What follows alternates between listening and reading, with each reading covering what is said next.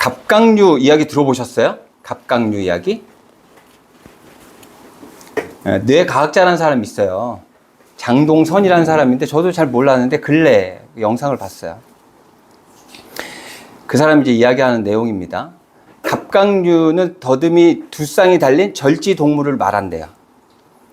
대부분 수중에서 생활하거나 물가 근처에서 산다고 합니다. 종류는 16개에서 20개. 갑각류 하니까 생각나시는 거 있죠? 제 동생은 갑각류 못 먹어요. 잘 안 익은 건. 잘 안 익은 거 먹으면 몸에 알러지가 생기죠. 그래서 그거를 먹으면 제가 굉장히 유익했던, 그래서 그랬던 기억이 있습니다. 갑각류로는 게, 새우, 가재 이렇게 있죠. 가재 하니까 생각나요. 그 바닷가재 생각하시죠, 여러분? 근데 그 옛날에 그 냇가에 가면, 냇가 그 계곡에 가면 가재가 있었어요. 요만한 가재들, 큰 가재들도 있었고. 한 번은 친구들하고, 계곡에 이제 놀러 갔습니다. 초등학교 때. 근데 좀 이렇게 아저씨인가 형인가 혼자서 야영을 하고 있어요. 근데 우리를 부릅니다. 무섭잖아요. 그래도 또 부르길래 갔어요. 갔더니 그분이 그 가재를 잡아가지고 가재하고 그 감자하고 넣어서 그거를 볶아서 주는 거예요.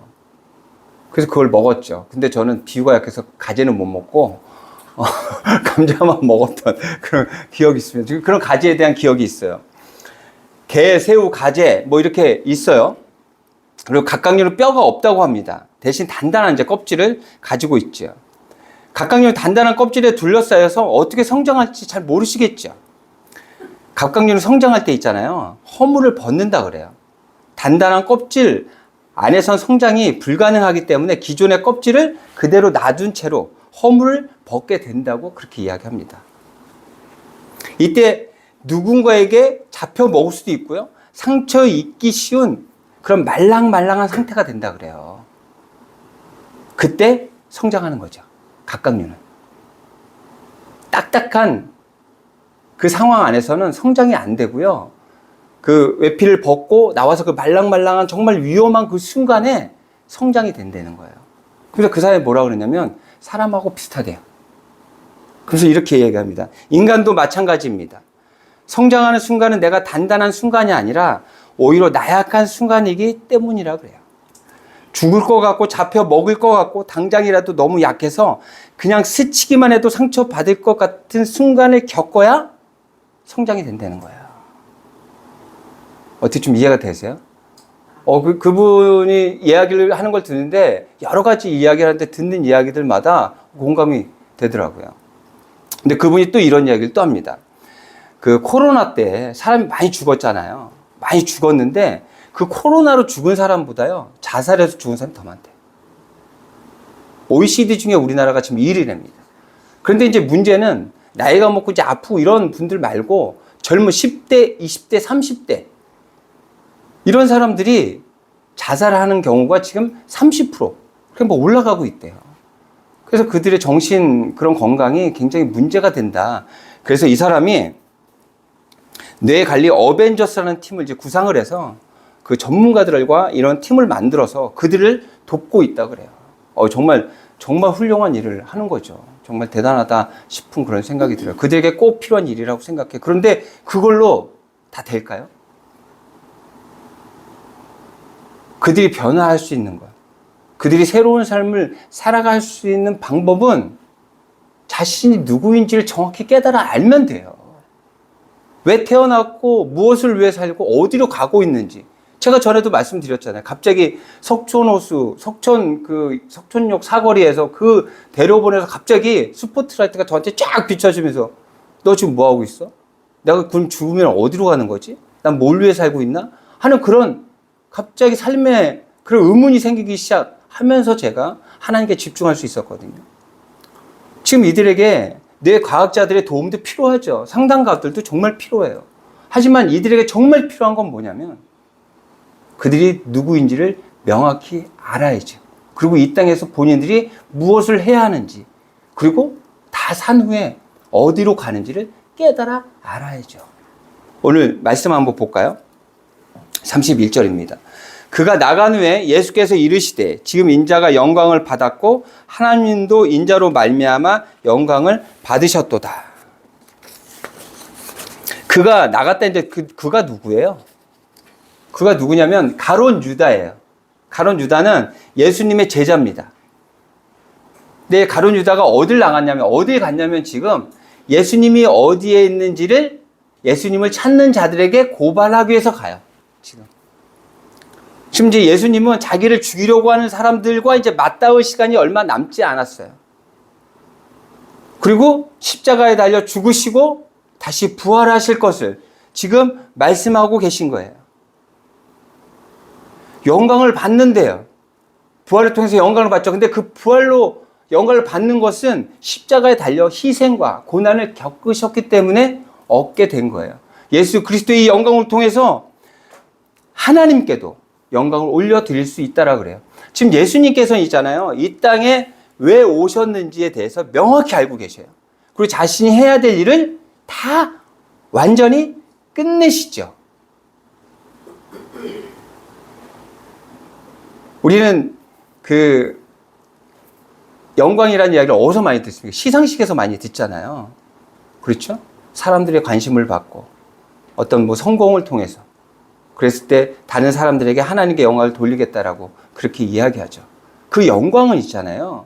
그 영광은 어떻게 하나님께 드리고 내가 영광된 삶을 살아갈 수 있는 그 방법은 뭐냐면 내가 이 땅에 왜 왔는지, 무엇을 왜 살아야 하는지, 또 이 땅의 삶이 끝나고 내가 어디로 가는지를 명확히 알고 있다 그러면 우리는 영광된 삶을 살아갈 수 있는 거예요. 누구처럼요? 예수님처럼. 그럼 이런 영광된 삶을 우리가 살아가야 된단 말이죠. 내가 누군지, 어떻게 살아가야 하는지 그것을 깨달아 알기 위해서 33절입니다. 제가 읽어볼게요. 작은 자들아 내가 아직 잠시 너희와 함께 있겠노라. 너희가 나를 찾을 것이나 일찍이 내가 유대인들에게 너희는 내가 가는 곳에 올 수 없다고 말한 것과 같이 지금 너희에게도 이르노라. 내가 아직 잠시 너희와 함께 있겠노라. 우리는 이 땅의 삶이 한계 있는 삶이에요. 한정적이에요. 빨리 깨달아 알아야 돼요. 내가 어떤 존재인지를 알아야 돼. 그렇지 않고 시간이 다 지나가 버리잖아요. 그때는 늦어버려요. 깨달아 알아야 돼요. 그러기 위해서는 어떻게 해야 돼요? 만나야죠. 누굴요? 하나님 만나야죠. 그렇게 만난 사람이 있어요. 누구냐면 야곱입니다. 제가 이제 저녁에 기도 시간에 기도하기 전에 읽는 책이 있어요. 제가 이제 도서관에 가가지고 책을 이제 빌려 갔다가 이제 빌려왔던 책인데 오늘 그리스도인으로 살기 그 챕터가 16개가 있어요. 그래서 한 챕터씩 읽고 그리고 이제 읽은 다음에 이제 기도를 하죠. 근데 이 책 내용이 너무 좋아요. 저희 아내도 이제 다 읽었다고 그러는데 저한테 그래요. 이 책을 사고 싶다 그래요. 또 읽고 싶다고. 책이 이렇게 좋다 그러네요. 근데 그 책에 나와 있는 그런 내용, 야곱에 대한 이야기예요. 여러분 야곱에 대해서 아시죠? 야곱 어떤 사람이에요? 되게 세속적인 사람이에요. 되게 약은 사람이에요. 사기성이 농후한 사람이에요. 자기밖에 모르는 사람이에요. 야곱은 둘째로 태어났습니다. 에서와 야곱이 쌍둥이로 태어났는데 에서가 장자고 야곱은 둘째로 태어났어요. 그 몇 초 사이겠죠. 하지만 엄격합니다. 장자에게 유산도 더 많이 가고요. 장자의 축복도 줘야 되고요. 그러면 둘째는요. 불이익을 많이 당해요. 그래서 형을 속여서 있잖아요. 장자를 자기가 삽니다. 형이 막 배고플 때였어요. 사냥을 갔다 와서 배고플 때. 그때 팥죽을 끓여가지고요. 팥죽을 한 그릇 주면서 이렇게 하죠. 이거 줄 테니까 장자의 쥐뿔을 나한테 팔아. 그래 장자의 쥐뿔 자기가 삽니다. 그리고 이삭이 이제 죽게 됐을 때 이제 장자에게 축복을 해줍니다. 축복을 해주는데 야곱에게가 아니라 에서에게 해줘야죠. 근데 야곱은 자기가 받고 싶은 거예요. 그래서 모르게 에서의 분장을 하고 아버지에게 들어와서 장자의 축복을 본인이 받죠. 본인이 받아요. 그리고 이제 에서에게 죽임을 당할까 두려운 거예요. 그래서 어떻게 됩니까? 라반으로 도망가요. 라반 삼촌에게 도망가요. 삼촌에게 도망가고 또 그곳에서 라반을 속여서 라반 삼촌의 재산을 자기가 다 취하게 됩니다. 근데 이게 또 이제 들통날 것 같으니까 이제 두려운 거예요. 그래서 자신의 그 식솔들을 다 데리고 다시 고향으로 이제 돌아옵니다. 가는 곳마다 어떻게 해요? 굉장히 약삭빠른 사람이에요. 어떻게든 자기의 재산을 불리려고 정말 애를 쓰는, 자기밖에 모르는 그런 사람이에요. 근데 그런 사람이 어떤 사람이 됐어요? 이스라엘의 시조가 됐어요. 이스라엘 그 이름, 지금 이스라엘이라는 그 나라의 그 이름을 누구에게 하나님께서 주셨냐면 야곱에게 주셨어요. 근데 야곱은 그런 자격이 있는 사람이 없는 사람이에요. 없어요. 그럴 자격이 없는 사람이에요. 그런데 그에게 이스라엘이라는 이름을 주셨어요. 한번 우리가 창세기 한번 가볼게요. 창세기 쪽으로 한번 가서 한번 보도록 하겠습니다.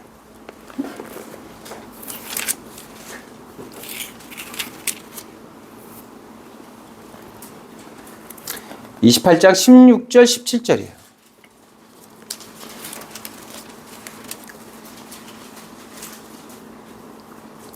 16절만 읽을게요. 16절 우리 한번 같이 잠깐만요. 창세기 28장 16절 같이 한번 읽어볼게요. 시작. 야곱이 잠이 깨어 계시거늘 내가 알지 못하였도다. 하나님이 계신데 자기가 알지 못했대요. 이러니까 야곱은 있잖아요. 한 게 뭐냐면 하나님을 찾으러 다니지도 않았어요. 그냥 하나님을 발견한 것 뿐이에요. 하나님을 그냥 만난 것 뿐이에요. 자신이 하나님을 만나려고 했던 것도 아니고요. 하나님이 야곱을 만나 주신 거예요. 그러니까 하나님을 발견한 거죠. 야곱은 그렇게 이스라엘 시조가 된 거예요. 그래서 보세요. 한 장 더 보도록 할게요. 32장 30절입니다.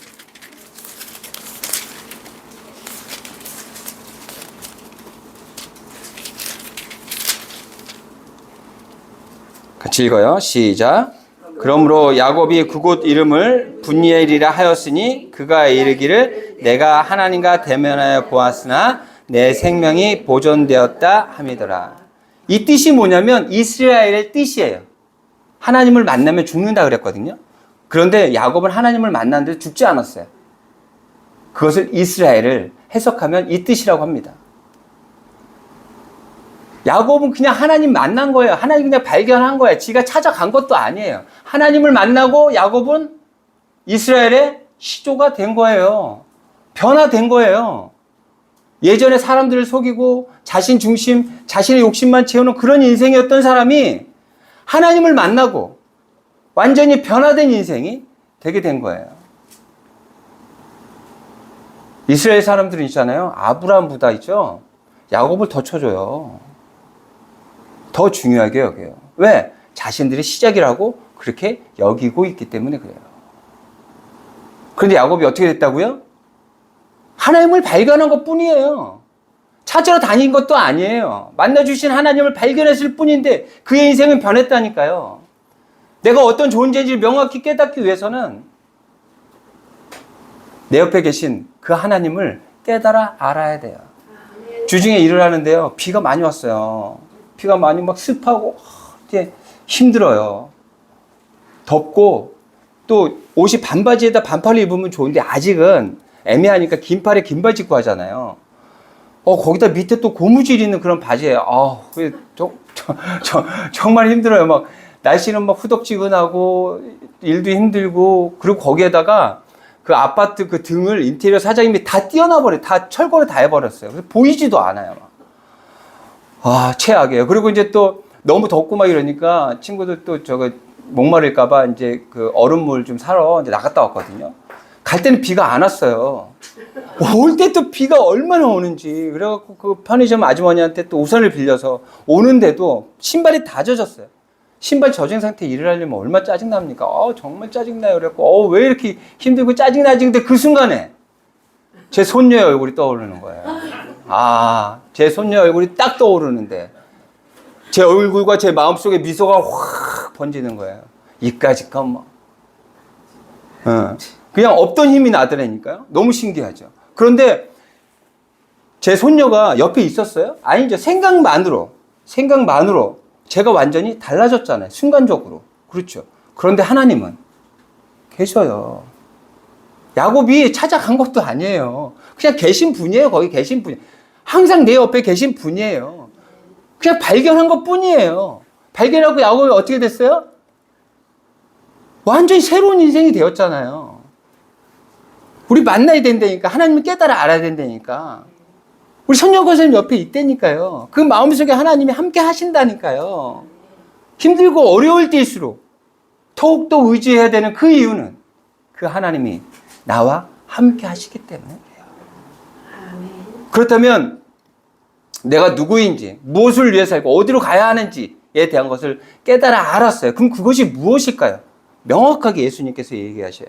34절, 35절. 우리 같이 읽을까요? 시작. 새 계명을 너희에게 주노니 서로 사랑하라. 내가 너희를 사랑한 것 같이 너희도 서로 사랑하라. 너희가 서로 사랑하면 이로써 모든 사람이 너희가 내 제자인 줄 아리라. 아멘. 오늘 말씀의 제목이 제자는 스승을 닮아야 합니다. 근데 쉽지 않아요. 예수님께서는 우리 모든 우리들을 위해서 죽으셨어요. 희생하셨어요. 그 죽으심을 통해 그 피를 통해 우리를 새롭게 하셨고 우린 죽을 수밖에 없었지만 예수 그리스도의 희생을 통해서 우리는 살 수 있어요. 영생으로 영화로 나아갈 수 있게 되었어요. 예수님께서 그렇게 얘기하십니다. 내가 너희를 사랑한 것처럼 너희들도 사랑해. 근데 쉽지 않습니다. 정말 쉽지 않아요. 경쟁에서 이겨야 되는 이 세상에서 하나님의 말씀을 지키면서 살아가는 그 일은 정말 힘들고 어려운 일입니다. 그런데 하나의 힌트를 봤어요. 제가 영상을 보는데 예전에 굉장히 유명했던 가수예요. 그런 사람들 이렇게 요즘 일상을 보여주는 그런 프로들이 좀 있잖아요. 그래서 이제 그 프로를 봤는데 그 딸이 미국에서 온 것 같아요. 사위하고 이제 아이를 데리고 이제 앞에부터 안 보고 잠깐 본 거예요. 그 부분을. 그래서 이제 뭐 미국에서 온 것 같아요. 근데 그 이제 손자가 있습니다. 그 손자를 앉혀서 책을 읽어주는데, 부럽더라고요. 나는 언제 책 읽어줄 수 있을까? 굉장히 부럽던데. 근데 이제 그 가족들끼리 이런 이야기를 합니다. 거기에 이제 아들이 있어요. 그 딸의 오빠인 거죠. 그럼 오빠가 나이가 훨씬 많아요. 그런데 장가를 가지 않습니다. 장가를 가라고 했는데 가지 않으니 이제는 포기를 한 그런 상태인 것 같아요. 근데 이제 그 조카가 왔는데 그 조카를 그렇게 이뻐하더랍니다. 그렇게 이뻐합니다. 그러니까 다 의외인 거죠. 그런 모습이 없을 것 같은데 결혼에 대한 생각도 없고 그런데 조카를 너무너무 이뻐하니까 그게 너무 신기한 거예요. 그래서 이제 물어보죠, 가족들이. 아니, 원래 아이들을 이렇게 좋아한 거야? 그랬더니 아니, 나 아이들 싫어해. 근데 얘는 왜 이렇게 좋아해? 내 가족이잖아. 내 가족이라고 생각하면 하나님이 명하신 이 명령을 그나마 그래도 지킬 수 있지 않을까 하는 그런 생각이 들어요. 왜? 우리 모두에게 같은 아버지가 계시기 때문에. 그분이 바로 하나님 아버지시잖아요. 제가 매달 가는 그 안동에 갈 때 우리 권사님들 모시고 가잖아요. 이제 권사님들이 이제 연세가 많으세요. 우리 권사님이 최연소예요, 거기서. 그래서 우리 권사님 막 이리 뛰시고 저리 뛰시고 제일 바빠요. 그러니까 이제 연세 드신 분들이 거의 한 40년 동안을 그렇게 이제 안동 교도소를 이렇게 다니셨는데 그분들이 이제 모이시면 이런저런 막 얘기들을 많이 하십니다. 근데 저는 이제 뭐 듣죠. 아주 재미난 얘기도 많이 하는데 근데 이제 우리 권사님 한 분이 이런 얘기를 합니다. 주중에 사고가 났다는 거예요. 그러니까 그 남편분들이 장로님이시고 이제 뭐 집사님들이신데 이제 연세가 많으시니까 운전이 예전 같지 않으신 거예요. 그러니까 막 너무 걱정된다 이거죠. 타면 불안불안하대요. 그러다가 졸아서 사고를 냈다는 거예요. 그러면서 엄청나게 이제 혼을 냈다 그러더라고요. 이제 연세가 드시면 남자들이 혼이 나는 어떤 이제 그런 위치가 되나 봐요. 저는 아직은 아니에요. 저는 아직은 아닌데, 이제 얘기를 들어보면 있잖아요. 보면 이제 거의 이제 그 우리 권사님들께서 남편들을 혼내는 그런 이제 상황이 되는 것 같아요. 근데 이제 중요한 거 뭐냐면, 이 장로님이, 그분이 이제 장로님인데, 장로님이 차차 보험을 안 든 거예요. 난리 난 거죠. 우리 그 권사님 세세요. 그래서 제가 권사님 좀 살살 제가 막 맨날 옆에서 제가 이제 저희 집 근처에 이제 사셔가지고 제가 이제 한 번씩 집 근처에 모셔다 드리면 이제 짐이 있거든요. 이제 갔다 오면서 짐이 있고 막 이러면 남편이 제자리에 나와서 딱 받아갖고 들어가야 되는데 한 번은 어긋난 거예요. 너무 우리 장로님이 너무 걱정이 되는 거예요, 제가요. 그래서 제가 사고 나고 자차도 안 되셔서 얼마나 속상하실 텐데 그만 하셔야지 막 그랬거든요. 이제 그런데 그 얘기를 이제 옆에 있는 권사님이 들으시는 거예요. 우리 남편도 요즘에 운전하는 거 보면 마음에 안 든다는 거예요. 그러면서 이제 이런 얘기를 하죠. 왜 운전하면서 경적을 왜 이렇게 울려대는지 모르겠대요. 그냥 별 상황도 아닌데 그냥 크락션을 막 울린다는 거예요. 그때만 아주 노이로제 걸리겠다고 막 이러는 거죠. 저도 그 경적 때문에 노이로제 걸리거든요. 저 운전할 때 누가 저한테 빵 하잖아요. 제 그 깊은 내면의 그 분노가 쫙 올라옵니다.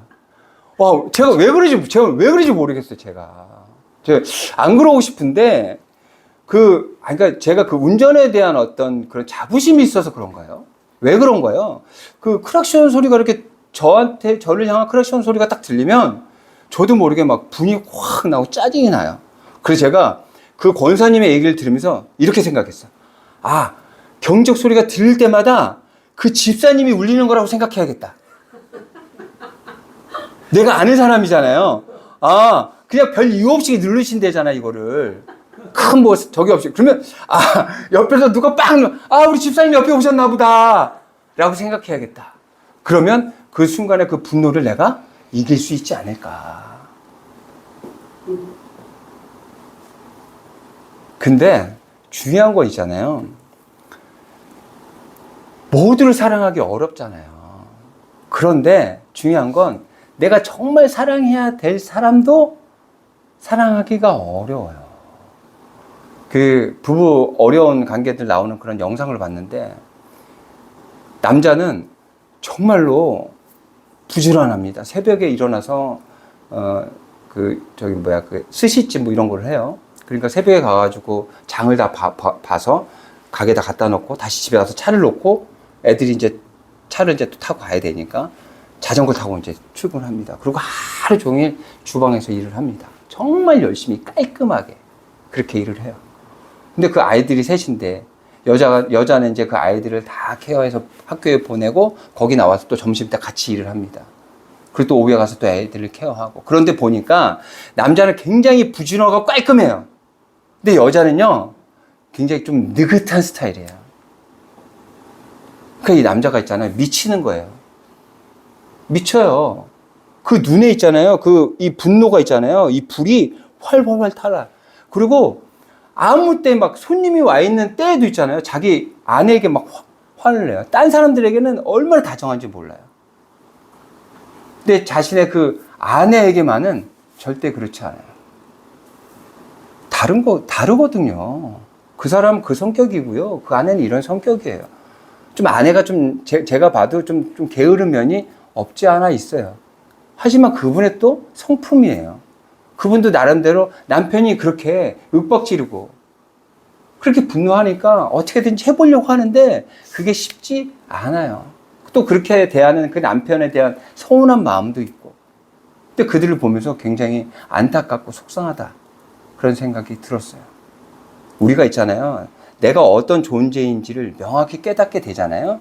그럼 상대방도 그렇게 귀한 존재라는 걸 깨닫게 돼요. 그래서 그 사람을 다르다라는 것을 인정하고 존중할 수 있게 되죠. 여러분, 사람이 있잖아요. 언제 가장 행복한 줄 아세요? 뭐 여러 가지가 있겠죠. 어떤 사람은 많이 먹을 때, 좋은 것을 먹을 때, 그런 사람 알고 있어요, 제가. 어떤 사람인지. 여러분들도 아시는 것 같은데요. 그런데 많은 사람들은요, 인정받고 존중받을 때 행복감을 느낀대요. 내가 그런 존재라는 것, 내가 그런 귀한 존재라는 것, 그렇게 명확히 깨달아 알아야 하는 이유가 상대방을 사랑할 수 있기 때문에 그래요. 그 사람도 하나님께서 그렇게 귀하게 여기는 그런 귀한 존재라는 것.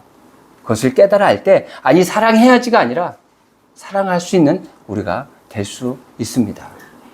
틀린 것이 아니라 다르다라고 인정할 수 있는 여러분들이 되었으면 좋겠어요. 그런 다세움 교회가 되었으면 좋겠습니다.